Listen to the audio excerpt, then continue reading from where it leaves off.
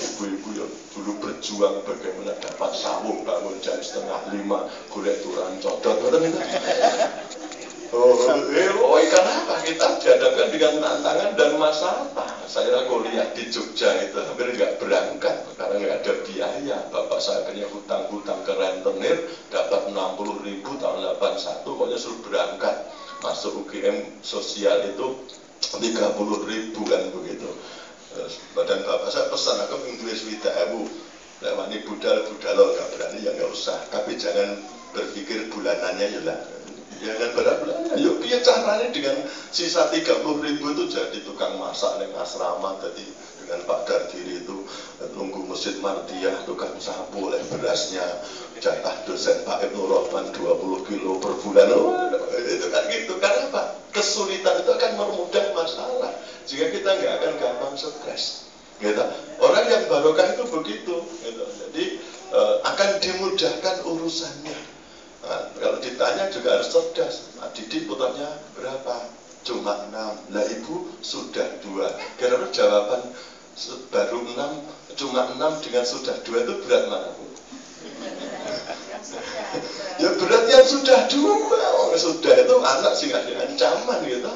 Tapi kalau baru 6 kan anak harapan. Anak yang ke-7 alhamdulillah, anak ke-8 wa syukurillah, anak ke-9 sudah pasti percaya ngomong amanah, kan begitu. Tapi kalau sudah 2, anak ketiga sudah ancaman, musibah, gitu. Anak ke-4 innalillah, anak ke-5 dianggap orang lumrah, anak ke-6 getah isimbah, anak itu salah ke pemerintah, kan begitu ya Bu ya. Coba kalau anak 1 saja nyuapi saja, orang tua harus ikut anak mubeng perumahan gue mangkok. Kalau saya kan nggak mungkin bawa panci mubeng kampung, kan cenuknya rak gelem makan ya wes. Hujan-hujan direbuskan singkong dikasih gula merah itu aja nanti sudah dinding kerumut-kerumut ya, sing dilati panci, dilati entong, dilati anus. Jadi ya kalau anak 1 kan orang tua biasa mengikuti kemauan anak. Tapi kalau anak banyak kan anak dipaksa mengikuti kemauan orang tua. Enak putih ibu, manut anak apa dinut anak kan gitu. Itu akan dimudahkan urusannya. Nah, kemudian yang kelima, wa may yattaqillaha yukafir anhu sayyi'atihi. Barang siapa yang bertakwa kepada Allah, niscaya akan ditutupi aib-aibnya, ditutupi kejelekannya.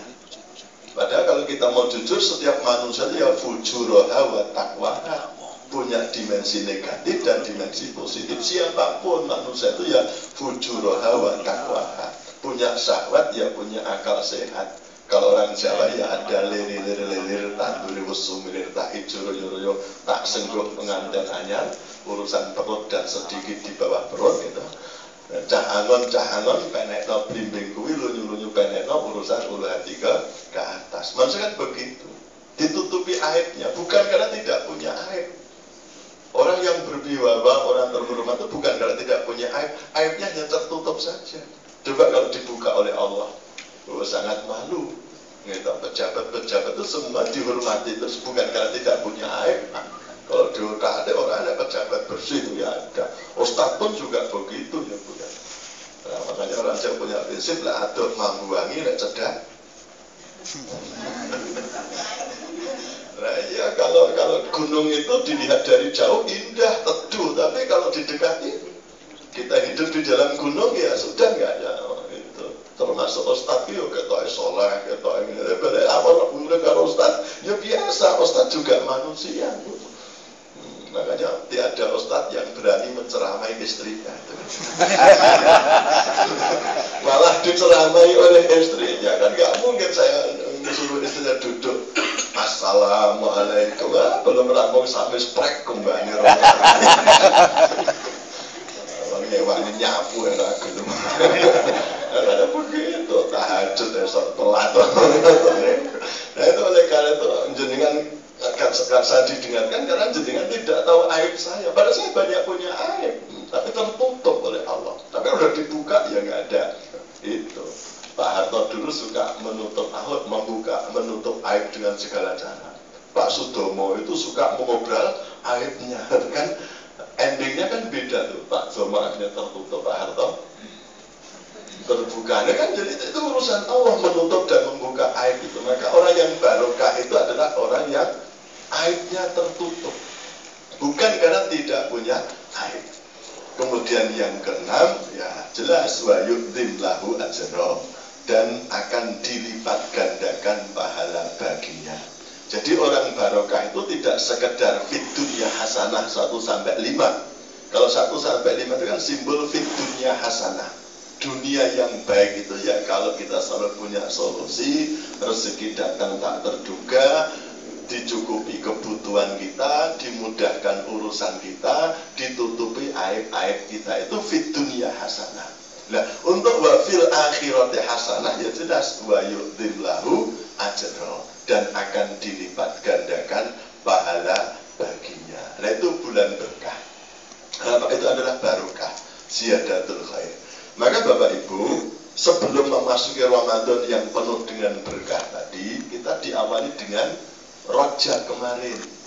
Nah, karena di dalam bulan Rajab itu ada sebuah isyarat, namanya peristiwa Isra Mi'raj Nabi Muhammad SAW.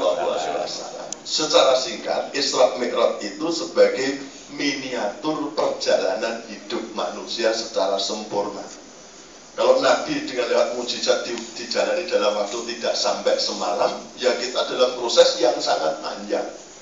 Singkat-singkat karena waktu yang terbatas, ketika kita memperingati Isra Mi'raj, artinya kita disuruh mengingat 3 terminal besar, yaitu 3 terminal besar sebagai simbol isyarat adanya 3 peristiwa besar dalam kehidupan manusia, yaitu Masjidil Haram, Masjidil Aqsa, dan Sidratul Muntaha. Masjidil Haram itu isyarat adanya kelahiran, Masjidil Aqsa itu isyarat adanya kematian, dan Sidratul Muntaha itu isyarat adanya kebangkitan kembali sesudah mati. Jadi 3 peristiwa besar yang tidak boleh dilupakan manusia adalah kelahiran, kematian, dan kebangkitan kembali sesudah mati. Namanya lulus, wisuda, menikah, dapat pekerjaan, itu juga terminal, cuma itu bukan terminal besar, terminal sub-sub kecil saja.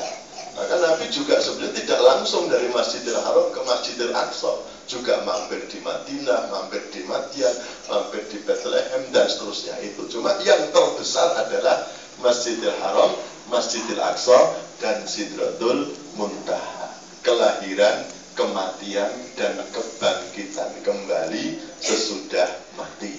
Lahir adalah transisi dari alam kandungan menuju alam dunia. Mati adalah transisi dari alam dunia menuju alam kubur. Dan bangkit kembali, transisi dari alam kubur menuju alam akhirat.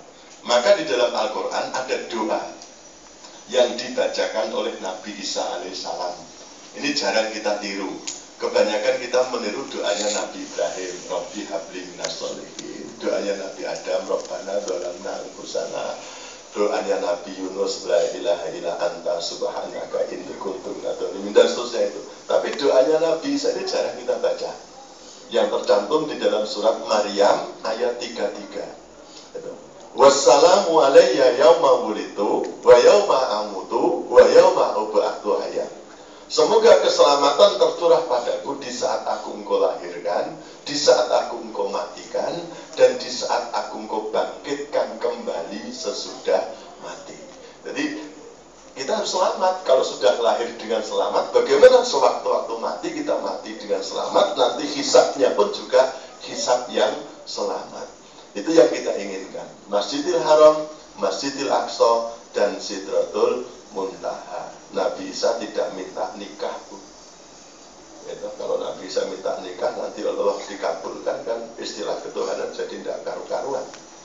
Wong belum nikah saja sudah dianggap anak Allah. Nanti kalau menikah, garwane Nabi Isa mantu Gusti Allah. Putrane Nabi Isa, morotuane Nabi Isa, besane Gusti Allah. Putrane Nabi Isa, putune buyute wasa. Maka doanya tidak Rabbana hablana min aswajina wa dzurriyyatina qurrata a'yunin waj'alna lil muttaqina imama. Itu bukan doa Nabi Isa, Bu. Kalau Nabi Isa doa itu dikabulkan kira-kira gimana? Mungkin di Jogja ada organisasi Trai Gusti Allah. Nah itu hikmahnya. Jadi Yun Sewu, kenapa kok manusia setelah mati dibangkitkan kembali, tidak mati selesai seperti makhluk biologis